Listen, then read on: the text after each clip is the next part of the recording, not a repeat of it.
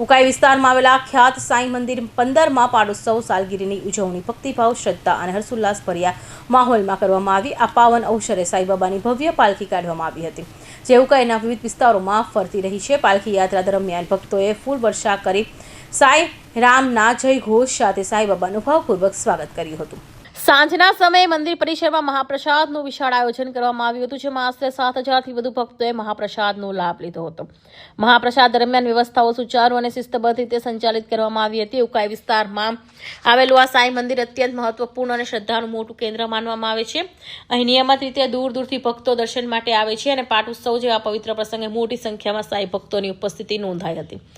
આ સમગ્ર પાટોત્સવનું આયોજન સાંઈ મંદિર ટ્રસ્ટ તથા સેવાભાવી કાર્યોના સહયોગથી સફળતાપૂર્વક સંપન્ન થયું હતું। કાર્યક્રમ અંતે ભક્તોએ સાંઈબાબાની કૃપા સૌ પર વરસે તેવી પ્રાર્થના કરી હતી। સાદિક પઠાણ સાથે મનીષ રામચંદાની, હિન્દ ટીવી ન્યૂઝ, તાપી।